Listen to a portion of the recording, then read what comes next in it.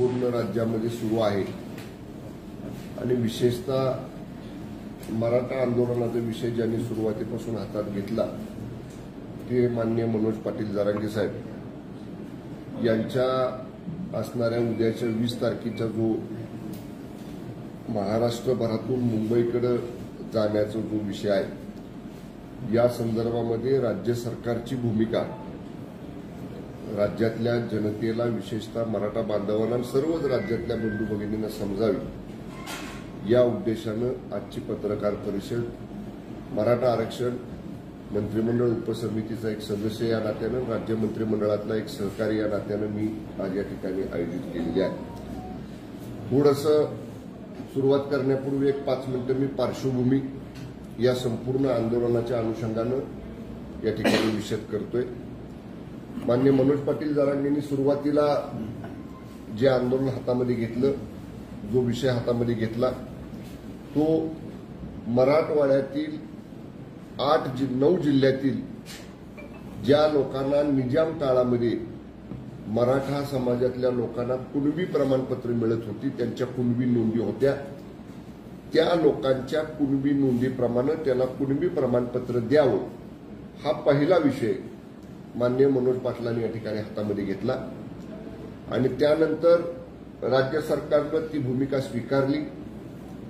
कुणबी ज्या नोंदी त्या 9 जिल्ह्यांमध्ये मराठवाड्यातले शोधायचं काम होतं तिथं मोठ्या प्रमाणामध्ये ड्राईव्ह हातामध्ये आपण घेतला। जे दप्तर निजाम स्टेटमध्ये गेलं होतं त्या दप्तराच्या सुद्धा माहिती घेण्यासाठी आपले अधिकारी त्या सरकारकडे गेले। मध्यंतरी त्यांच्याकडे विधानसभेच्या सार्वत्रिक निवडणुका असल्यामुळे आचारसंहिता होती, पण ती संपल्यानंतर पुन्हा त्या कामाला आपण गती दिली। म्हणजे पहिला विषय जो माननीय मनोज पाटील जरांगेंनी घेतला होता त्याच्या बाबतीत सकारात्मक निर्णय सरकारने घेतला आणि कुणबी नोंदी ज्यांच्या सापडल्या त्यांना कुणबी प्रमाणपत्र देण्यासाठी स्वतंत्र कक्ष मराठवाड्यातल्या 9 जिल्ह्यांमधल्या प्रत्येक तहसील कार्यालयामध्ये, प्रांत कार्यालयामध्ये, जिल्हाधिकारी कार्यालयामध्ये आपण सुरू केला नंबर 1। तदनंतर मनोज पाटील जरांगे म्हटले की 9 जिल्ह्यातच नाही सगळ्या महाराष्ट्रामध्ये ज्यांच्या कुणबी नोंदी आहेत त्याला कुणबी प्रमाणपत्र द्या। राज्य सरकारनं त्याच्या बाबतीत सुद्धा सकारात्मक भूमिका घेतली। सगळ्या जिल्हाधिकाऱ्यांना मंत्रिमंडळामध्ये याच्यावरती चर्चा झाली। सगळ्या जिल्हाधिकाऱ्यांना शासनानं आदेश दिले की प्रत्येक ठिकाणी ज्यांच्या कुणाच्या मराठा समाजातल्या बांधवांच्या भगिनींच्या जुन्या दप्तरामध्ये कुणबी अशी नोंद असेल त्याला कुणबी प्रमाणपत्र द्या। ती सुद्धा मागणी माननीय मनोज पाटील जरांगेंची आपण मान्य केली। तदनंतर माननीय मनोज पाटील जरांगेंनी सांगितले की आता सगळ्या सोयऱ्यांना सुद्धा प्रमाणपत्र द्या। याच्यामध्ये सुद्धा सरकार सकारात्मक आहे। सगळे सोयरे या शब्दाचा अर्थ काय लावायचा याच्या बाबतीत बरीच चर्चा झाली।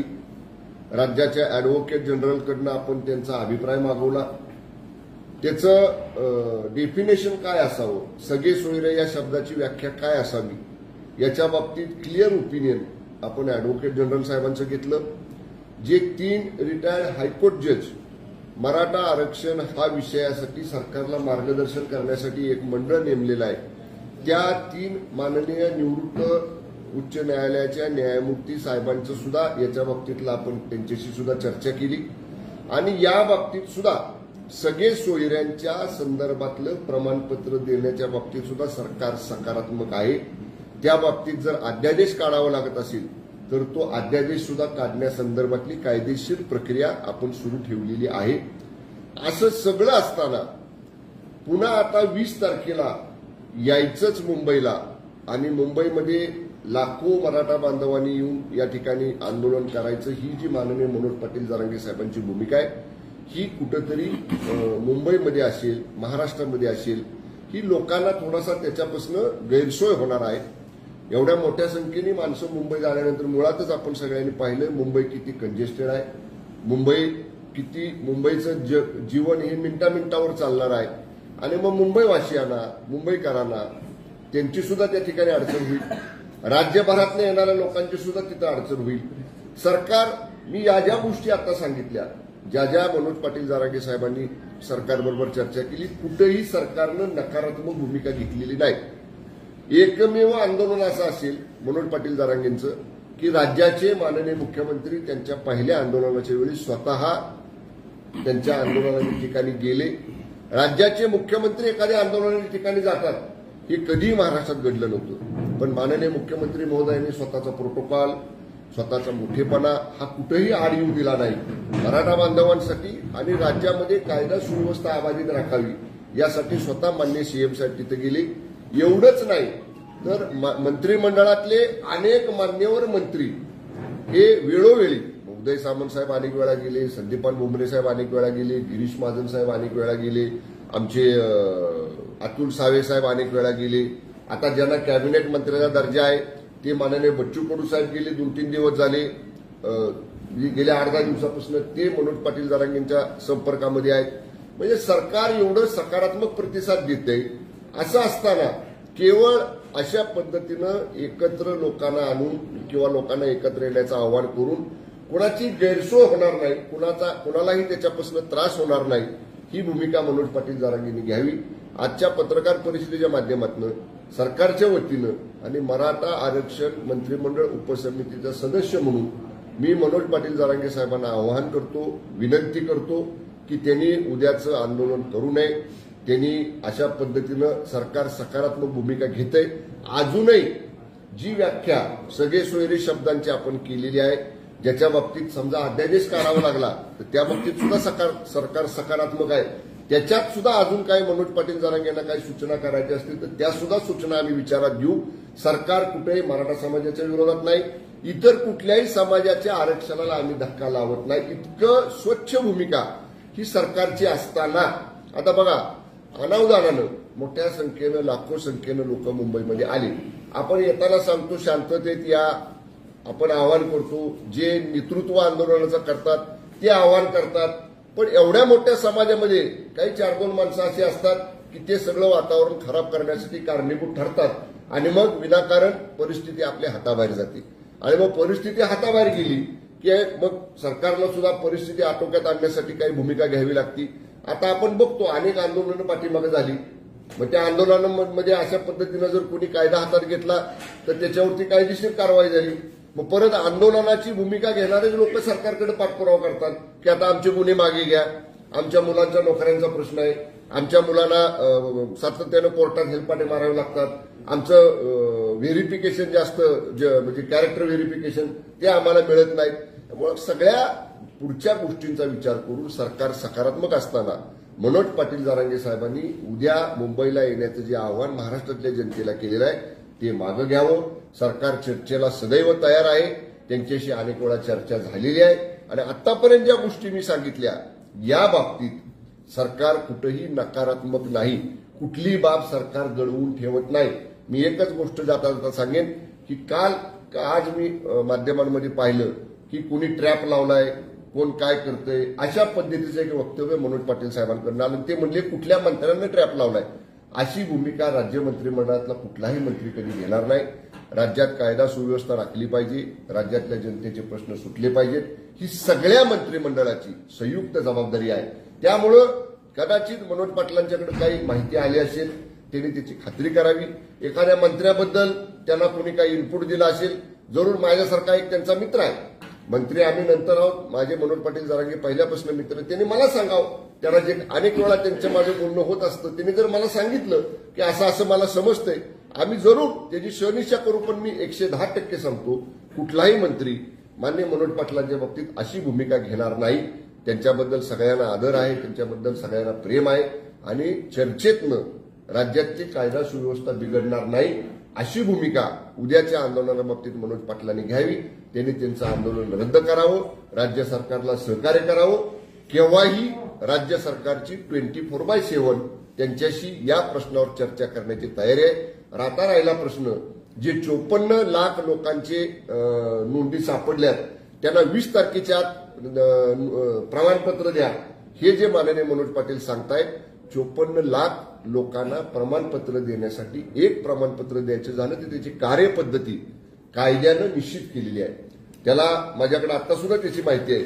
त्याच्यासाठी किती कागदपत्र जमवावी लागतात, किती ठिकाणी अर्ज करावे लागतात, किती ठिकाणी त्याचं क्रॉस व्हेरिफिकेशन करावं लागतं. आणि घाई गडबडीमध्ये एखादं प्रमाणपत्र दिलं आणि उद्या ते चॅलेंज झालं आणि एका चॅलेंज झाल्यामुळं जर या सगळ्याच भूमिकेला, या सगळ्याच प्रक्रियेला जर समजा कोर्टात ती अडकून पडली तर घाई गडबड केल्यामुळं आपणच आपल्या पायावर दगड पाडून घेतल्यासारखं होईल. जर सरकारनं कमिटमेंट केलेली आहे, ज्यांच्या नोंदी सापडलेल्या आहेत त्यांना अर्ज केल्यानंतर त्यांची सगळी कागदपत्र तपासून जे त्या निकषामध्ये बसतायत त्यांना प्रमाणपत्र देण्याबाबतीत सरकार कुठेही चालढकल करणार नाही. सरकारनं वेगळे कक्ष, स्वतंत्र कक्ष यासाठीचे प्रमाणपत्र देण्यासाठी प्रत्येक तहसील कार्यालयात, प्रत्येक प्रांत कार्यालयात, प्रत्येक जिल्हाधिकारी कार्यालयात असे कक्ष केलेले आहेत. त्यामुळं सरकार एवढी सगळी भूमिका सकारात्मक घेत आहे. माननीय मुख्यमंत्री महोदय हे स्वतः सकारात्मक याच्या बाबतीत आहेत. जरी माननीय मुख्यमंत्री महोदय गेली 3 दिवस परदेशामध्ये होते, काल माननीय मुख्यमंत्री महोदय आल्या माझं त्यांचं या बाबतीत बोलणं झालं. आपण काय काय कार्यवाही केलेली आहे, आपण कशा पद्धतीने याच्यात पुढे जातो आहोत याच्या बाबतीत सरकारच्या वतीनं ही भूमिका आम्ही या ठिकाणी स्पष्ट करतोय. केव्हाही आम्ही कुणीही त्यांच्याशी, मनोज पाटलांशी चर्चा करायला तयार आहोत. त्यांनी अशा पद्धतीनं राज्याला उद्याच्या त्यांच्या आंदोलनामुळे कुणालाही सामान्य माणसाला तकलीफ होणार नाही, त्रास होणार नाही आणि कायदा सुव्यवस्था बिघडणार नाही. यासाठी मनोज पाटलांनी उद्याचं आंदोलन रद्द करावं, यासाठी त्यांना सरकारचा मंत्री म्हणून मी विनंती करत आहे. धन्यवाद. जरांगे पाटील म्हणतात की 20 जानेवारीपासून एक जण विचार, एक नावाखाली सरकार वेळ काढूपणा करते. तसंच उपोषण सोडवण्यासाठी आलेले 6 ते 7 मंत्री आता गेले कुठं, असा सवाल सुद्धा मनोज जरांगेंनी केला. मी तेच म्हणतोय त्यांनी नकारात्मक भूमिका ठेवली आहे. मी आता तुम्हाला सगळ्यांना सांगितलं, या गोष्टी केलेल्या मी उघड सांगतोय, ह्या केल्यात ना. ज्या मनोज पाटील जरांगेंचं आंदोलन सुरू होण्यापूर्वी झाल्या नव्हत्या.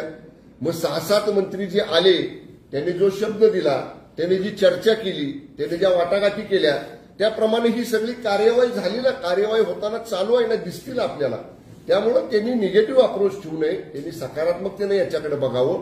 आणि केव्हाही मी परत म्हणतोय, त्यांच्याशी केव्हाही चर्चा करायला आम्ही तयार आहे. वेळ काढूपणा सरकार कुठेही करत नाही. हे बघा, मी मगाशी म्हटलं, घाई गडबडीमध्ये एखादा दाखला दिला, एखादं प्रमाणपत्र दिलं, ते उद्या कोर्टात चॅलेंज झालं आणि कोर्टानं जर, माननीय न्यायालयाचं जर मत झालं की कुठेही काही न तपास करता डोळे झाकून सरकार प्रमाणपत्र देते आणि प्रमाणपत्र देण्याच्या सगळ्याच प्रक्रियेला जर दुर्दैवानं कोर्टानं काही आडकाठी केली किंवा मनाई केली तर सगळ्या लोकांना त्याचा त्रास होणार. एक गडबडीत केलेल्या दाखल्यामुळं बाकीच्या लोकांना त्याचे दुष्परिणाम भोगायला लागू नयेत. म्हणून शेपर साईडला सगळ्या गोष्टी आपण कायद्याच्या चौकटीत बसून, कुणालाही दिलेलं प्रमाणपत्र पक्का असलं पाहिजे, पुढे रद्द होणार नाही, कोर्टात जरी दिलं तरी टिकलं पाहिजे, यासाठीचीच भूमिका ही सरकारची आहे. साहेब, 20 जानेवारीपासून सुरू होणाऱ्या आंदोलनाला जे मराठी नेते उपस्थित राहणार नाही त्यांना मराठा समाज बघून घेईल असा इशारा त्यांनी दिलेला आहे. त्यांनी इशारा द्यायचा त्यांचं काय माहिती, आंदोलन करतायत. मराठा समाज हा सगळा एकत्रच आहे. समाजाचे लोकप्रतिनिधी असतील, सामान्य कार्यकर्ते असतील, या सगळ्यांचीच भूमिका मराठा समाजाला न्याय मिळावा हीच आहे. न्याय मिळवण्यासाठी वेगवेगळे मार्ग असतात. कोण आंदोलनाचा मार्ग अवलंबतं, कोण लोकशाही पद्धतीनं विधिमंडळामध्ये, लोकसभेमध्ये विषय मांडून कायदेशीर पद्धतीनं तो सोडवण्यासाठी प्रयत्न करत असतं, कोण सरकारकडे शिष्टमंडळ घेऊन आपली मागणी मान्य करून घेण्यासाठी वेगवेगळे आयुध आहेत, वेगवेगळे मार्ग आहेत. कोण आंदोलनाचा मार्ग अवलंबतं, कोण हिंसाचाराचा मार्ग अवलंबतं, कोण गांधीवादी आंदोलन तत्वाचा मार्ग अवलंबतं. वेगवेगळे मार्ग आहेत. पण मराठा समाज सगळ्या मार्गाने जरी आला तरी मराठा समाजाला आरक्षण मिळालं पाहिजे, या अंतिम उद्देशाकरता एकच आहे. त्यामुळं प्रत्येकाची पद्धत वेगळी आहे आरक्षण मागण्याची. जरांगे पाटलांनी ट्रॅक लावलाय असे जे सांगितलं प्रसारमाध्यमाला, तर त्या प्रसारमाध्यमाने शहानिशा केली का? मी तेच आत्ता म्हटलं की समजा माननीय मनोज पाटलांचं असं काही त्यांच्याकडे इनपुट असेल किंवा त्यांना काही माहिती मिळाली असेल तर, म्हणजे मी मंत्री म्हणून थोडंसं बाजूला ठेवा. माझे जे चांगले मित्र आहेत, मी त्यांच्याशी नेहमी त्यांच्या तब्येतीची विचारपूस करत असतो, त्यांच्याशी चर्चा करत असतो. त्यांनी मला सांगावं की बाबा अमुक व्यक्तीबद्दल त्याला काय माहिती मिळालेली आहे, आपण त्याची शहनिशा करू ना. पण मी जबाबदारीनं सांगतोय राज्याचा मंत्री म्हणून, आमच्या मंत्रिमंडळातला एकही मंत्री किंवा सरकारचा कुठलाही प्रतिनिधी अशा पद्धतीचं ट्रॅप लावणं वगैरे वगैरे अशी भूमिका कधीही घेणार नाही. साहेब, सगळे सोयरे ह्या वाक्यामध्ये प्रेम प्रकरणाचा काही विषय आलाय का? म्हणजे प्रेम प्रकरण जी झाली आहे, म्हणजे मराठा समाजातली मुलगी, वडील ब्राह्मण समाजातले, त्या सगळे सोयरे शब्द. सगळे सोयरे या शब्दाची व्याख्या काय असावी याच्या बाबतीत राज्याच्या माननीय ऍडव्होकेट जनरल यांच्याकडनं आपण त्यांचं काय डेफिनेशन असावी याच्या बाबतीत त्यांचं मत मागितलेलं आहे. परत मी सांगेन, रिटायर्ड 3 हायकोर्ट लॉर्डशिप जस्टिस यांचं एक मार्गदर्शक मंडळ आपण राज्य सरकारला सल्ला देते, त्यांचंही याच्या बाबतीत मत घेतलेलं आहे.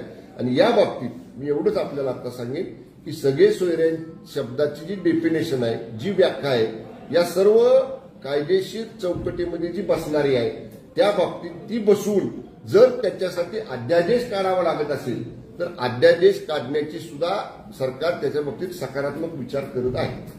लव्ह मॅरेजमध्ये कदाचित ब्राह्मण समाजातल्या एखाद्या व्यक्तीला मराठा समाजाचं कुंडली प्रमाणपत्र देऊन मी जर तरच्या प्रश्नाला उत्तर देत नाही. आज ऍडव्होकेट जनरलने दिलेलं ओपिनियन माझ्या हातात नाही. 3 रिटायर्ड हायकोर्ट जज साहेबांनी त्याच्या बाबतीतलं जे मत दिलंय ते माझ्या हातात नाही, ते लॉ अँड ज्युडिशरी डिपार्टमेंटकडे आहे. त्याच्या बाबतीत जी काही त्यांचं मत असेल ते शेवटी आणखी कॅबिनेट पुढे येईल, मंत्रिमंडळामध्ये त्याच्यावर चर्चा होईल आणि मंत्रिमंडळामध्ये त्याच्यावर चर्चा झाल्यानंतर जर त्या बाबतीत अध्यादेश ऑर्डिनन्स काढावा लागला तर त्या बाबतीत सुद्धा सरकार सकारात्मक आहे. स्थानिक पातळीवरती जर थांबवलं लोकांना, आधी तुम्ही विनंती केल्याप्रमाणे, तर ते मुंबईला येऊ शकत नाहीत, पण असं स्थानिक पातळीवरती अजिबात नाही. हे बघा,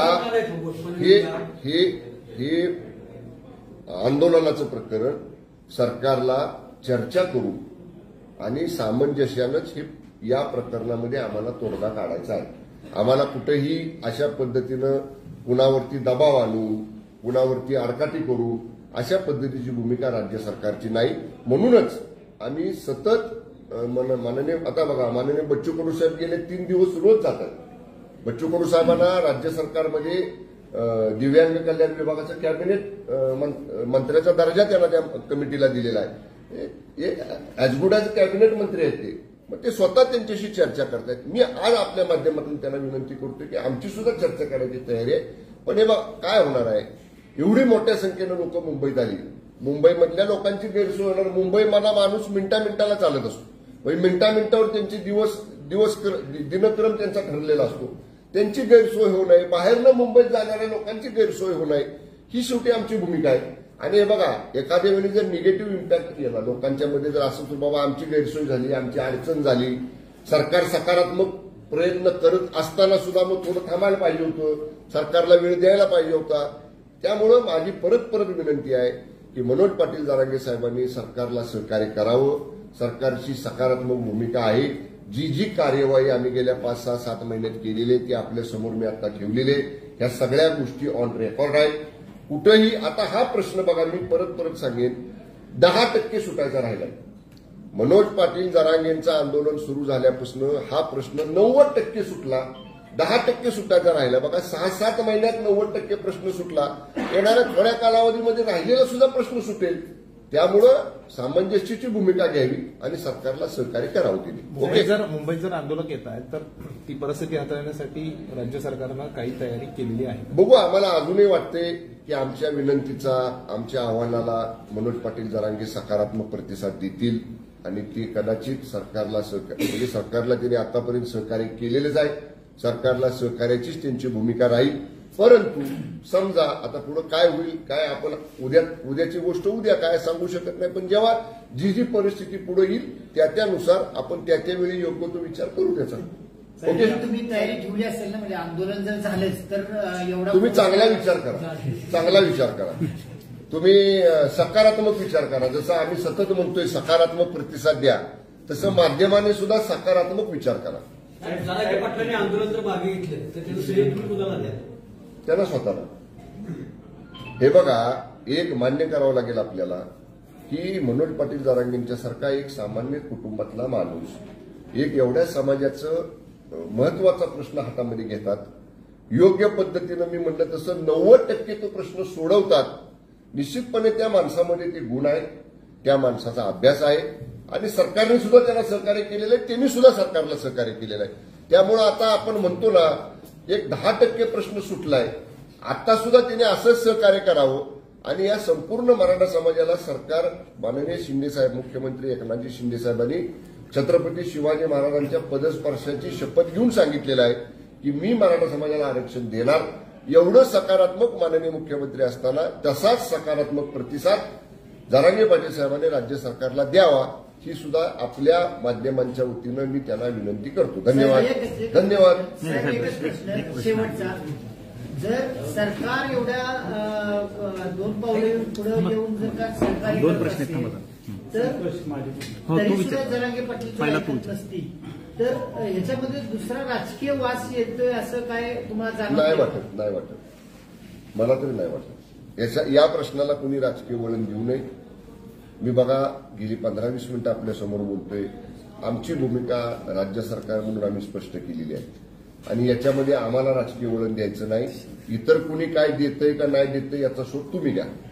तुम्ही आता इतर लोकांना हे आंदोलन रोखण्यासाठी इतर पक्षालाही सोबत घेणार आहात का किंवा एकत्र या बाबतीत सर्वपक्षीय बैठक मराठा आरक्षणाच्या विषयावरती माननीय मुख्यमंत्री महोदयांनी घेतली होती.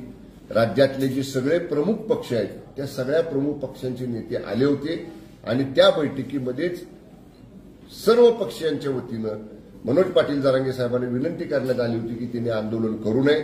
सरकार सकारात्मक प्रतिसाद देते. मनोज पाटील जरांगे साहेबांनी सरकारला सहकार्य करावं हे सर्व पक्षीय बैठकीमध्ये या बाबतीत ठरलेलं आहे. त्यामुळे सर्व पक्षाच्या नेत्यांना बरोबर घेऊनच सरकार या प्रश्नामध्ये पुढे चाललेलं आहे. साहेब, दावोस ओके. दौऱ्यावरून विरोधक आक्रमक आहेत. मुंबईतच सर्व कंपन्या आहेत, मात्र दावोसला जाऊन मुख्यमंत्र्यांनी शोबाजी केल्याचा आरोप रोहित पवारांनी केला.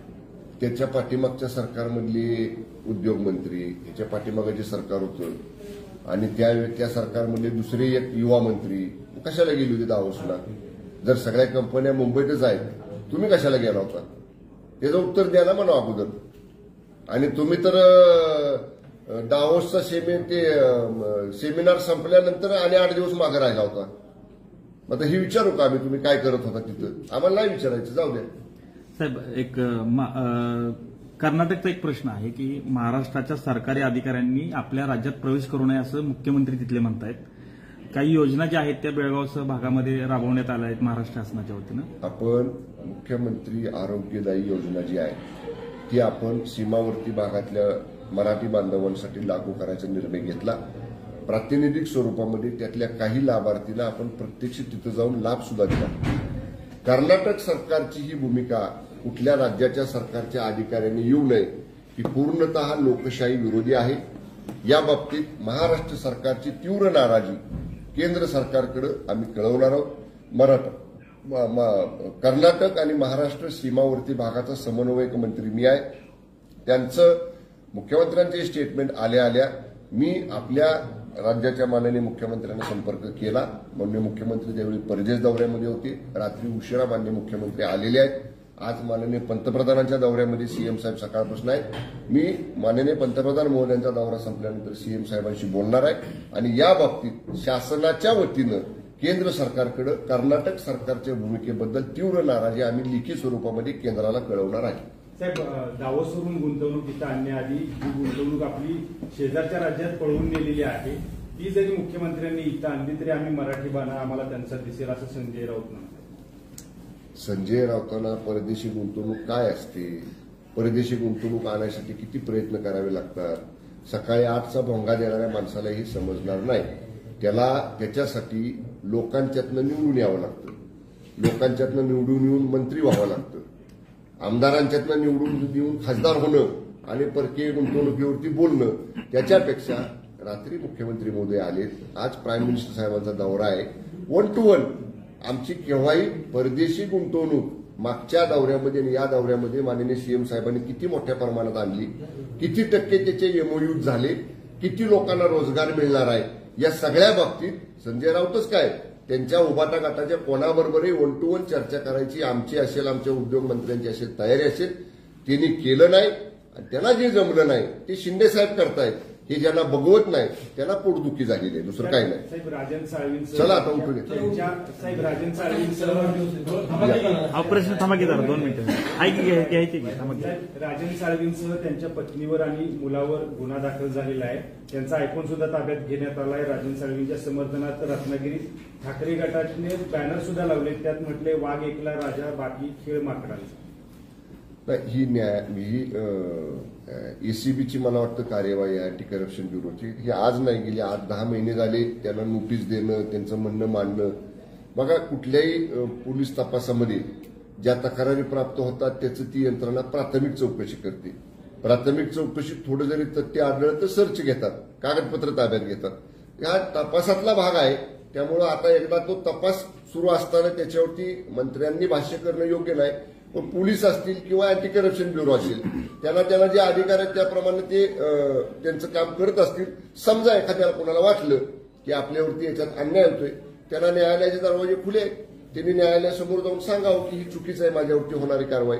पण अशा बाबतीत कुठेही राजकीय आकाशबुद्धीनं अशी कारवाई कधीही केली जात नाही. ओके.